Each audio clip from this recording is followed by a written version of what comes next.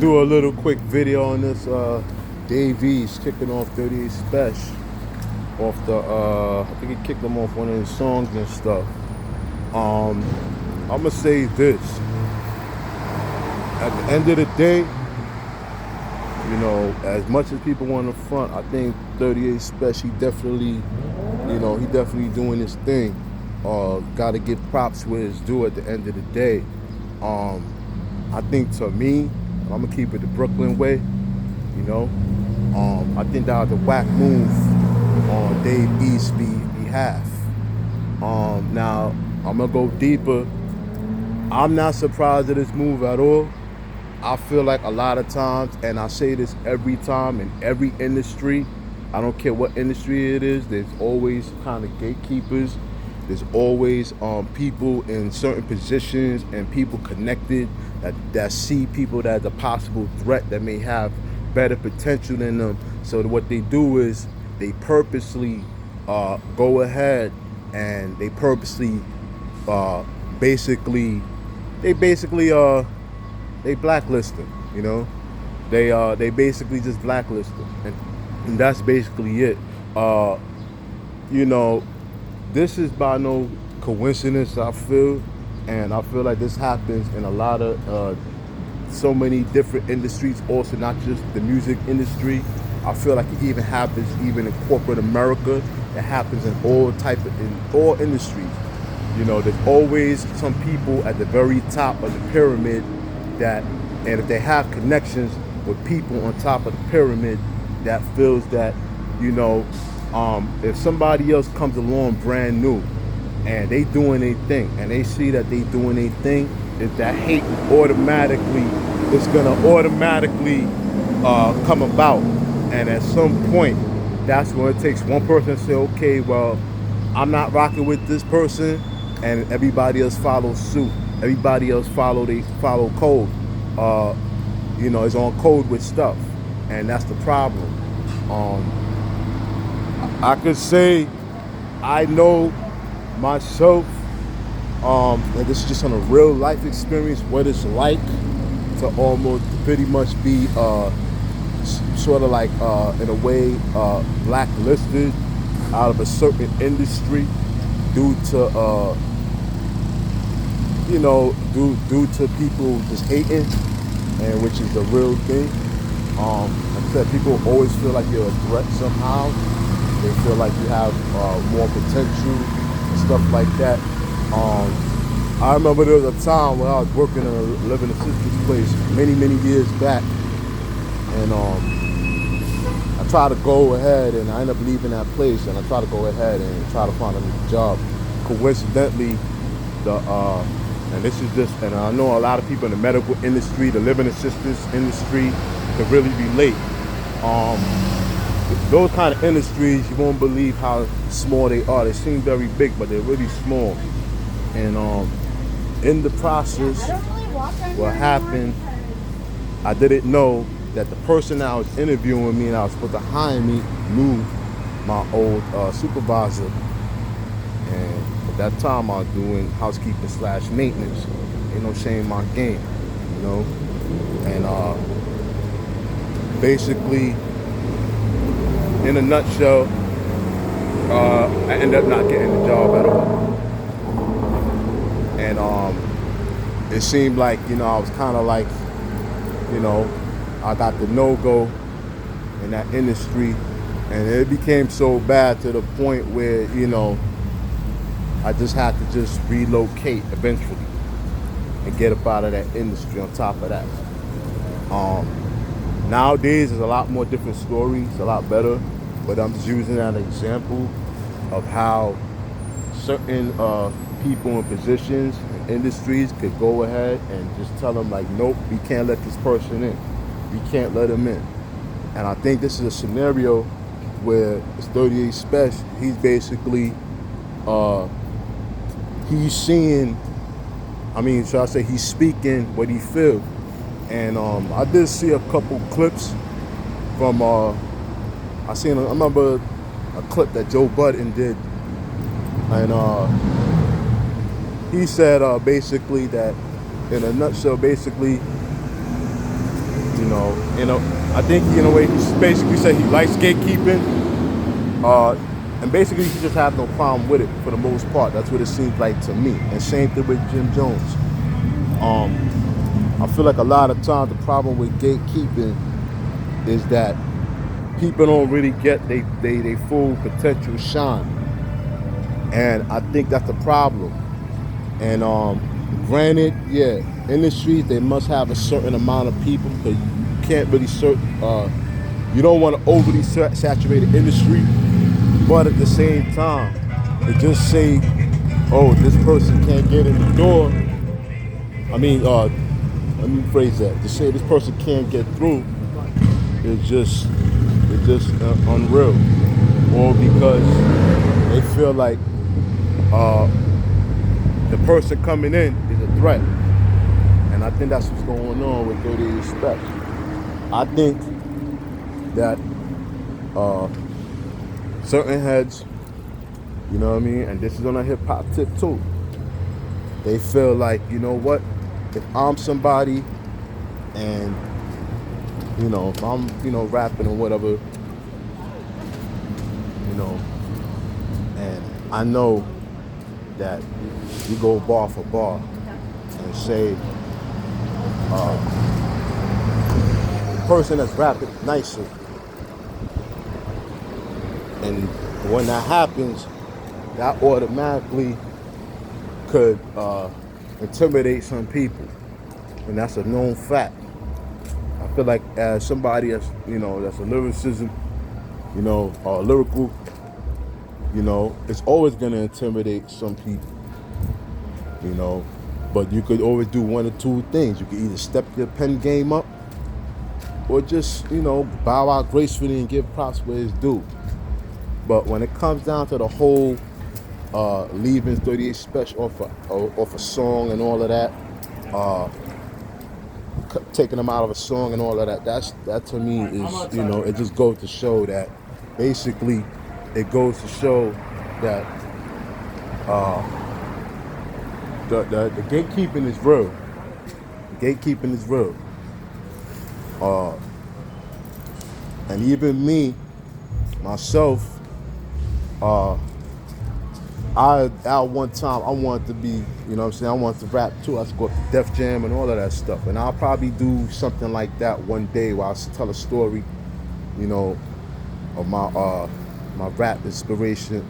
rap inspiration, times going up to Club Cheetah, auditioning, stuff like that.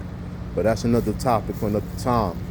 And one thing I did learn, and I even had people that was in the industry that's doing their thing in the industry a little bit themselves coming up. I learned that basically, and I started seeing the politics. It's a lot of politics behind a lot of these when it comes down to the record industry, the music business, period. And in the words of Q-Tip, Rule 4080, record industry people are shady, and that's the real talk.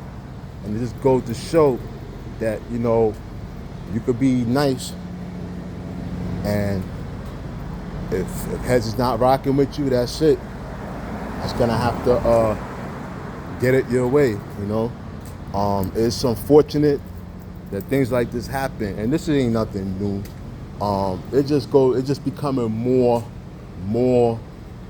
relevant now, and it goes to show, unfortunately, it seems like, and I've been noticing this, but this ain't nothing new again. A lot of the more seasoned rappers, I feel like a lot of them, unfortunately, are a bit bitter, are haters, and in a way, I kind of understand why some of them may be bitter, because maybe they haven't achieved all the accolades they wanted to in the industry. And it's fair enough, because a lot of the industry is all politics and BS, I feel like a lot of times this is just all part of the game, and this been going on for a very long time. Even the days of I remember even back then. I remember in the '90s, the Nas and everybody was coming out. Jay-Z, the whole nine, AZ, Wu-Tang. You know what I'm saying? The Guards and stuff. You know, everybody was out. Lords of the Underground. You know, the whole hit squad. Because, you know, it's too many of them to name, you know, Redman and all that. Def Squad, you know, Eric Sermon, Keith Murray, Redman, you know.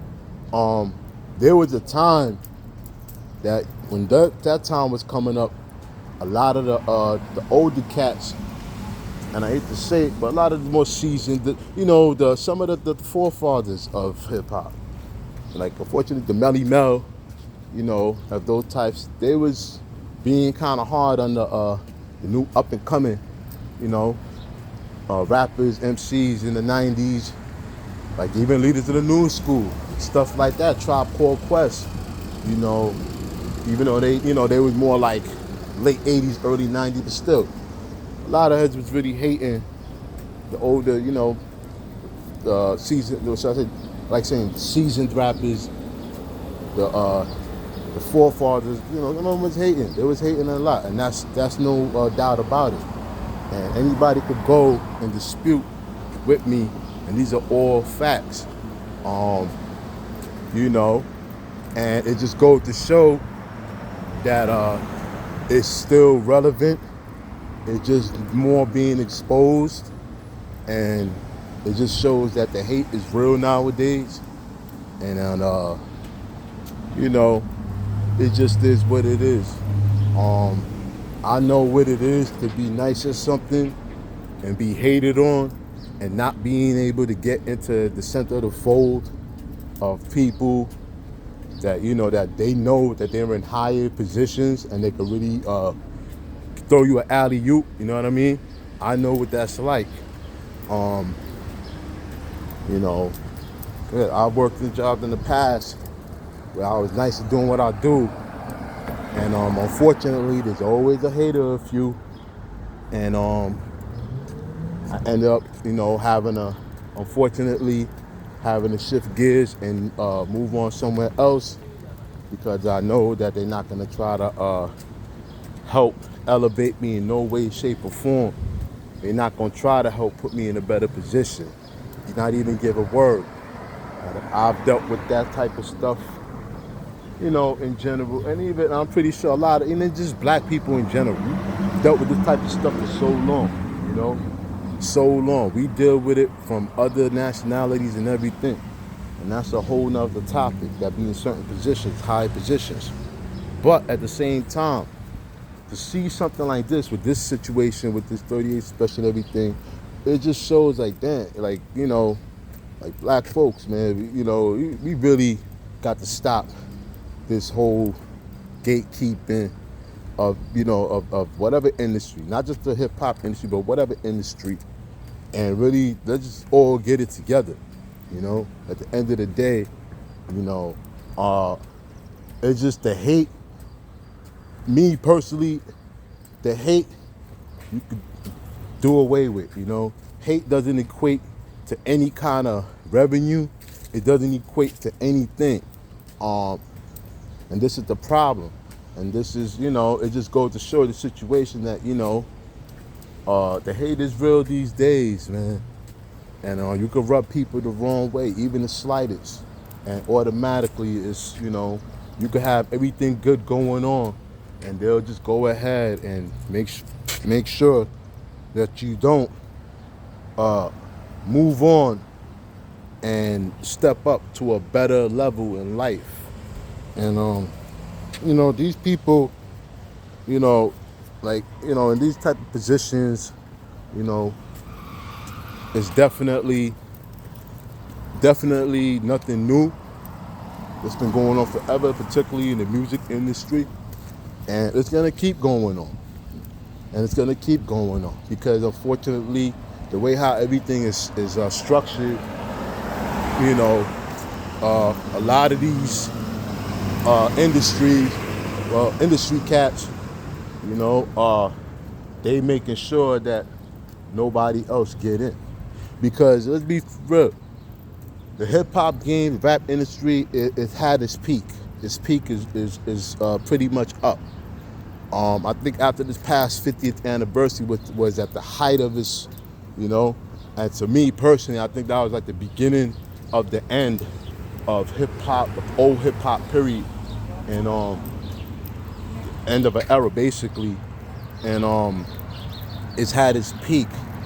It's not as lucrative as it used to be because a lot of these record labels a lot of the real official ones are defunct. There's only a few record labels left that own, probably others that all they have is subdivision labels underneath them that they pretty much own. But there's only a few record labels left. And the wave nowadays is to strictly this whole independent wave. Now, you know, it seems like if I want to switch it over to another thing that I noticed about the whole 38 Spesh situation, this to me, it feels, never mind New York City versus upstate. That's whack. This is more or less to me like independent versus major, you know, versus the machine. You know, he's going against the machine. He's going against the grain. A lot of these cats, from Joe Budden, Jim Jones, you know, all these cats that he mentioned, you know, even Jada Kiss, Stove God, you know, they all part of the machine. They have a machine behind them. That's a fact. And he's going against it. And I think this is now the point where it's like, okay, we gotta make sure that we gotta try to get this guy out the way, even if we gotta kind of like keep him down, suppress him, you know, suppress him from even rising up. And I think this is the thing, this whole situation that went on with Dave East taking him off the song and stuff. And like I said, this ain't nobody no coincidence. I'm not surprised, but you know, it is what it is. In terms of, you know, of him talking about, you know, Fat Joe, hey, you know, Joe gonna have to step his pen game up. Everybody gonna have to step their pen game up, or just sit down and just don't say nothing, you know. But at the end of the day, I'm always rooting for the underdogs, you know. I mean, shout out to Jada Kiss, shout out to Fat Joe, shout out to you know, the Stove God, shout out to, you know, to basically you know, all them cats, you know, David, shout out to all of them. But there's no malice over here. But I'm just looking at it from an unbiased perspective, and as somebody that's a supporter of the whole culture / genre. You know what I mean? I feel like, you know, this is just what it is, and hopefully see what happens with this whole situation. But let me know what y'all think about this 38 Spesh being taken off Davies' song. Let me know what y'all think. Like, subscribe, share 82 Brooklyn 7. Like, subscribe, share 82 Brooklyn 7. Hype up the video. Like it, subscribe. Please subscribe. Definitely let me know what y'all think. Let me know, you know, if are they really trying to get 38 Spesh out the way and basically blacklist them. Let me know what y'all think on the real. Check out all my full videos, old, new, short clips, old, new, old lives. Check them all out. And then I know 95. Peace.